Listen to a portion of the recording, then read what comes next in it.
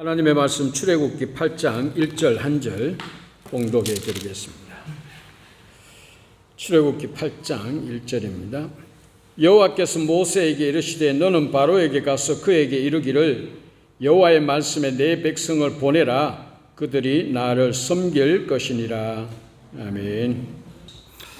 나를 받아 주시옵소서. 나의 생명을 받아 주시옵소서. 우리를 받아 주시옵소서. 하나님 받으시기에 부족함이 없는 우리의 모습, 우리의 삶이 되게 은혜 베풀어 주시옵소서. 다시 한번 우리가 하나님께 온전히 내 삶을, 내 생명을 드리기를 원합니다. 말씀을 통하여 우리가 새롭게 되어지며 새롭게 결단하며 새롭게 헌신하며 온전히 하나님 앞에 바쳐진 삶을 힘차게 살아가는 우리 되게 도와 주시옵소서. 말씀을 전하고 들을 때 우리 하나님 영광 받으시고 말씀을 통하여 우리 마음들을 새롭게 하여 주셔서 하나님 보시기에 합당한 삶을 살아가기에 부족함이 없는 우리 되게 도와 주시옵소서. 예수님의 이름으로 기도하옵나이다. 아멘.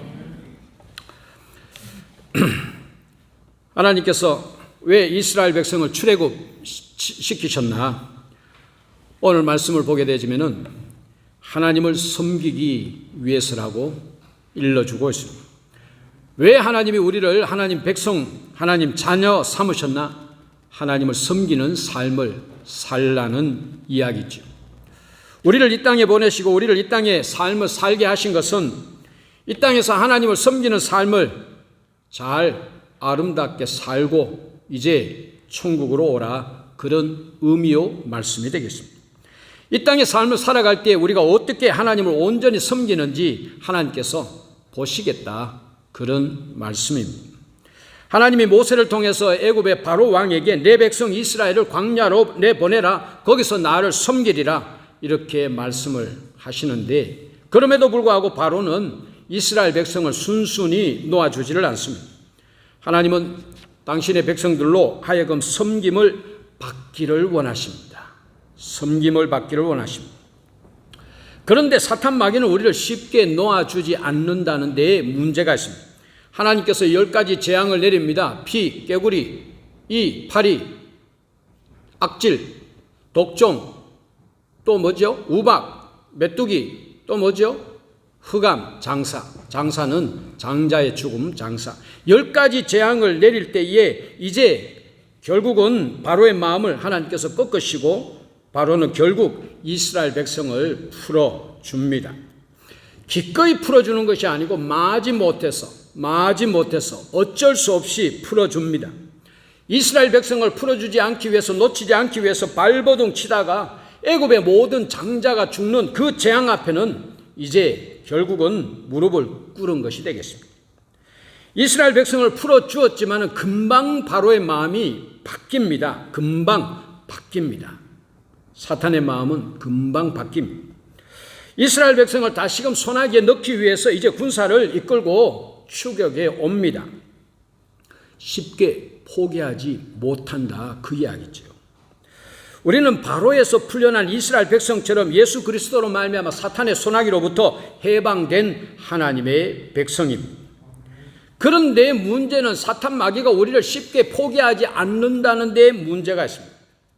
우리를 어떻게든 소나기에 다시금 넣으려고 발버둥 칩니다. 어떻게든 우리를 다시금 지배하려고 합니다. 어떻게든 우리를 다시금 종으로 만들려고 합니다. 우리는 이 사탄의 술책에 넘어가서는 되지 않습니다. 넘어가지 않기 위해서 우리는 사탄의 전략을 알아야만 됩니다. 우리는 오늘 이 사탄의 전략을 잘 분석하고 지금 나는 이 마귀의 전략에 잘 대비하고 있는지, 혹 그 전략에 나도 모르게 지금 넘어가 있는 것은 아닌지 우리의 신앙을 점검해 보면서 다시금 헌신을 새롭게 해야 될 줄로 믿습니다.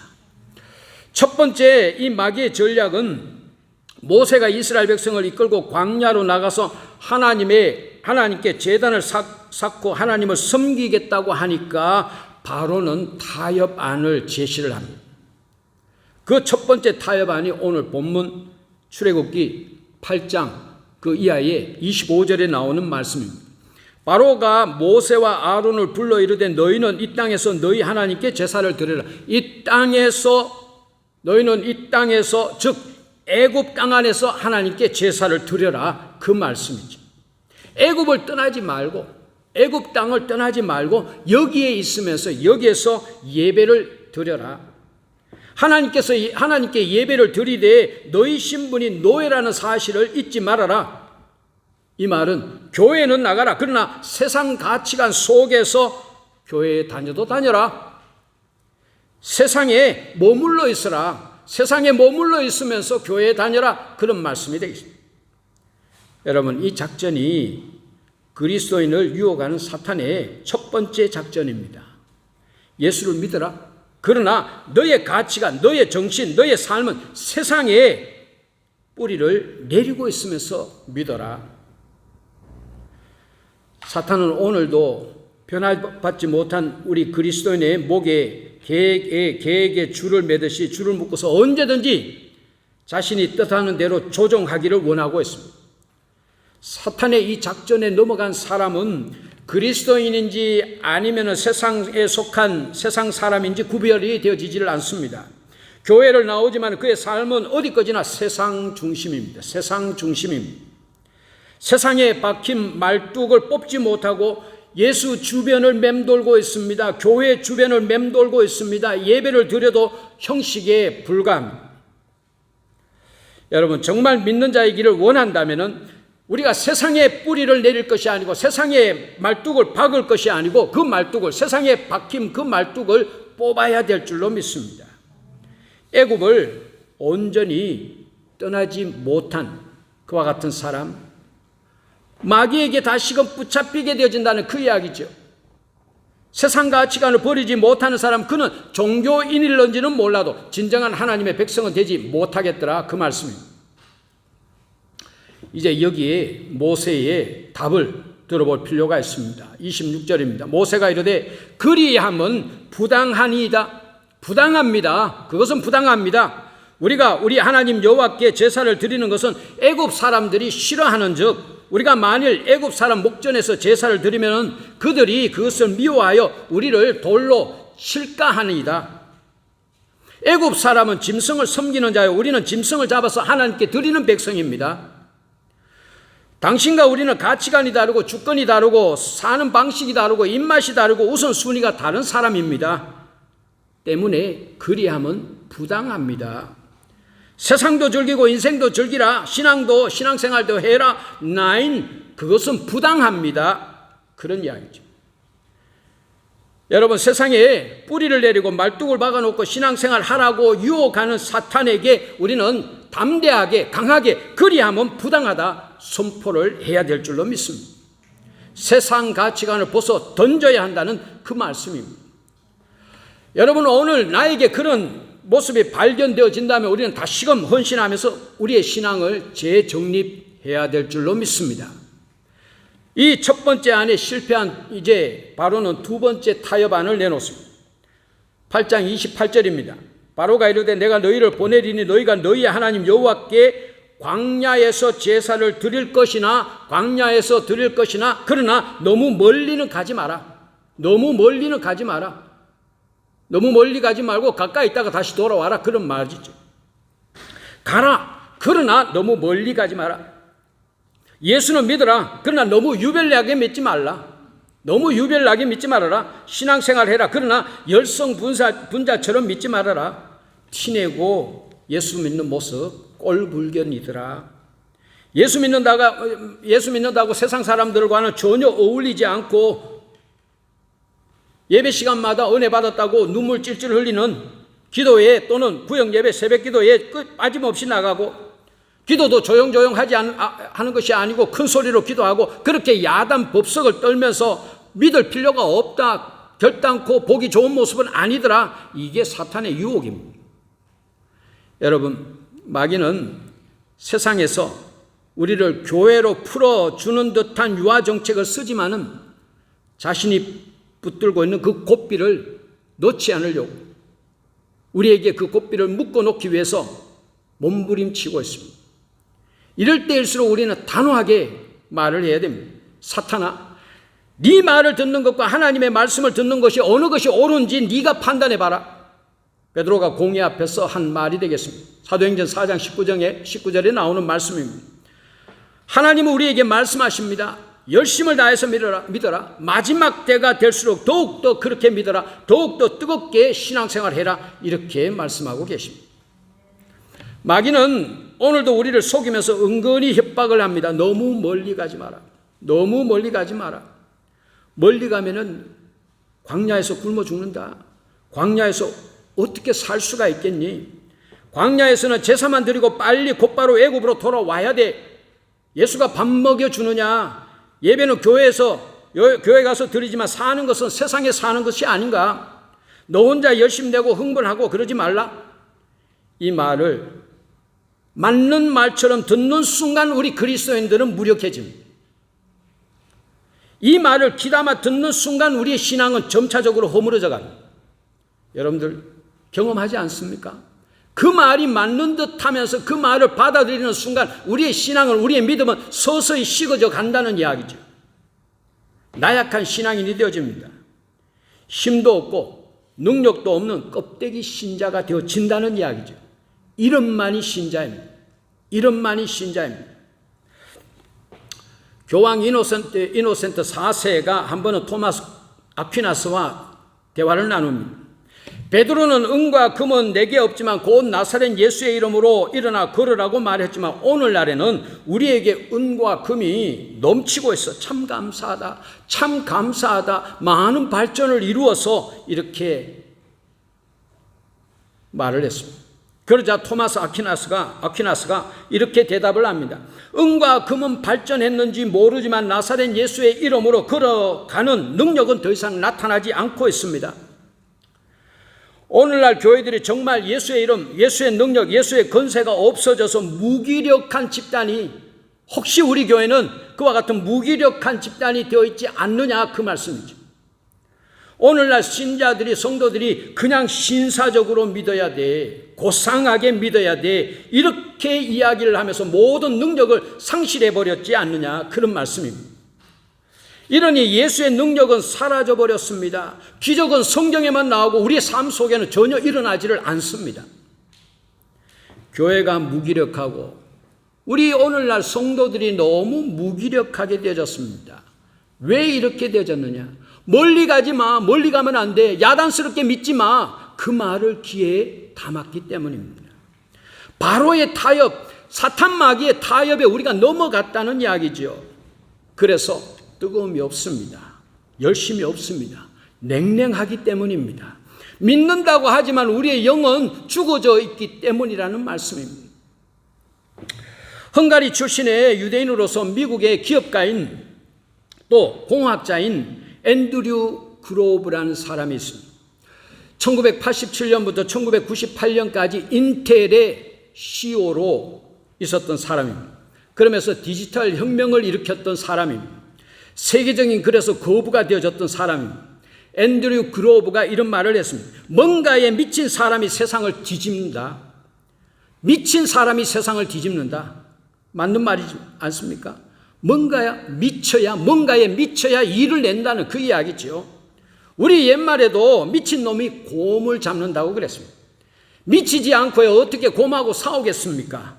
싸우지 않는데 어떻게 곰을 이겨낼 수가 있겠습니까? 못 잡습니다. 여러분, 예수에 미친 사람이 마귀를 때려잡는 줄로 믿습니다. 예수에 미친 사람이 마귀를 때려잡습니다. 예수에 미친 사람이 세상을 뒤집습니다. 예수에 미친 사람이 세상을 구원합니다. 예수에 미친 사람에게 기적이 나타납니다. 예수에 미친 사람에게 예수님의 능력이 나타날 줄로 믿습니다. 여러분, 예수에 미친 사람을 오히려 비판하면서 나 자신은 너무나 나약하고 바보 같은 삶을 살아가고 있지는 않느냐, 그 말씀이죠.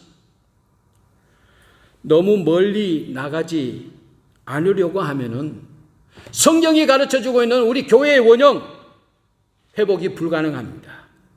성령교회에 발전이 없습니다. 애굽을 떠나 멀리 가는 사람들에 의해서, 멀리 떠나가는 사람에 의해서 참다운 교회가 이루어집니다. 세상을 멀리 떠나는 사람에 의해서 하나님 나라가 회복이 되어질 수가 있습니다. 이 시간 우리 하나님께서는 우리에게 말씀하십니다. 그리스도인이 된다는 것은 세상을 떠나는 것이다. 멀리 떠나는 것이다. 세상과 완전히 구별된 삶을 사는 것이다. 나는 지금 어느 정도 세상을 떠나서 어느 정도 떠난 만큼 내가 능력의 삶을 살아가고 있는지 우리는 한번 새롭게 나 자신의 삶을 돌이켜보면서 새롭게 헌신하고 결단해야 될 줄로 믿습니다. 이제 또 애굽에 묶어두려던 이 바로의 시도가 허물어졌습니다. 두 번째, 멀리 가지 말라는 바로의 타협안에 모세가 거절합니다. 이제 세 번째 타협안을 가지고 이제 바로가 이야기합니다. 10장이 11절에 나오는 말씀입니다. 너희 장정만 가서 여호와를 섬기라. 남자만 가라. 남자만. 너 혼자만 해라. 너 혼자만 가라. 그리스도인을 패배시키는 사탄의 집념은 대단합니다. 한 번, 두 번 실패했다고 포기할 위인이 아닙니다. 오늘날 성도들이 일천번제를 드리면서 열정적이고 적극적인 신앙의 삶을 살려고 하면은 사탄 마귀는 이 세 번째 안을 들고 들이닥칩니다. 좋다. 열심히 믿어도 좋다. 신앙은 자유이니까. 그러나 남편, 자식 변화시키려고 하지 말고, 이웃 끌어들이려고 하지 말고, 성도를 끌어들이려고 하지 말고, 옆에 있는 사람 괴롭히지 말고 너 혼자 열심히 믿어. 나보고 일천번제 드리라고 하지 말고 너나 잘해. 다른 사람 구원한다고 네가 구원한답시고 네가 책임지고 있는 것처럼 전도한다고 야단스럽게 떠들지 마. 이런 이야기죠. 하나님은 태초로부터 공동체를 이루신 분입니다. 부부도 공동체지요.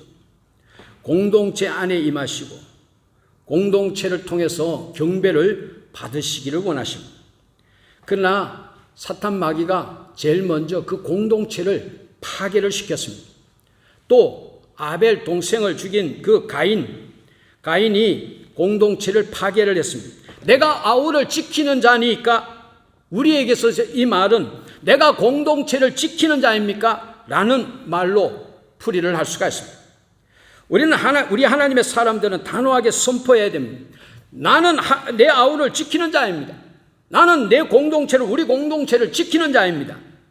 여러분, 우리는 이 공동체를 이루어야 하고, 나 혼자만이 아니고 이룬 이 공동체를 통해서 하나님을 섬기고, 이 공동체를 통해서 하나님 앞에 영광 돌리는 삶을 살아가야 되는 하나님의 백성인 줄로 믿습니다. 오늘 우리는 이 헌신 예배를 통해서 공동체를 생각하는 마음을 새롭게 하고 공동체를 위한 헌신을 새롭게 할 수 있기를 주의 이름으로 축원합니다. 이제 바로가 세 번째까지 실패하니까 네 번째 타협안을 내어놓습니다. 출애굽기 10장 24절의 말씀입니다. 바로가 모세를 불러 이르되 너희는 가서 여호와를 섬기되 너희의 양과 소는 머물러 두고, 아까 전에는 남자만 가라고 했는데 양과 소는 머물러 두고 너희 어린 것들은 너희와 함께 갈지니라. 이제 봐줘가지고 가족은 나가라는 이야기. 그런데 무엇을 두고요? 양과 소는 머물러 두고, 가되 양과 소는 두고 몸만 가라는 그 이야기죠. 무슨 말입니까? 물질로까지 예배할 필요가 없다라는 그 이야기죠. 바로의 유혹이 무엇인 줄 아십니까? 사탄의 작전이 무엇인지 아십니까? 양과 염소. 물질이 하나님을 위해서, 하나님의 영광을 위해서 사용되는 것을 막아보자는 심사입니다. 물질에 대한 자기 소유권을 부추겨 가지고 하나님의 주권을 거부하도록 만드는 유혹이라는 그 이야기죠.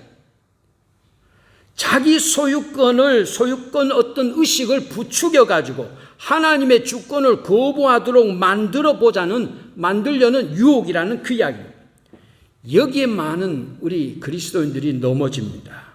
이 물질 때문에 믿음을 떠나고 이 물질 문제에 걸려가지고 신앙생활이 주는 어떤 기쁨과 행복과 축복을 상실하면서 살아가고 있는 모습이 많습니다. 그래서 또 항상 이 물질의 시험에 넘어져서 10년을 믿어도 20년을 믿어도 그 믿음이 자라나지를 않습니다. 물질을 넘어서야 신앙이 성장합니다. 여러분 꼭 기억하시기 바랍니다. 물질을 넘어서야 우리의 신앙이, 영적인 신앙이 성장되어진다는 그 이야기. 이유는 이 물질을 넘어설 때 비로소 내 자아가 극복되어지기 때문에. 분명히 맞는 말씀이에요. 분명히 맞는 말씀. 사랑하는 성도 여러분, 그것이 물질이든지 시간이든지 봉사이든지 하나님을 섬기는 일 때문에 여러분 결단코 손해보는 일이 없습니다.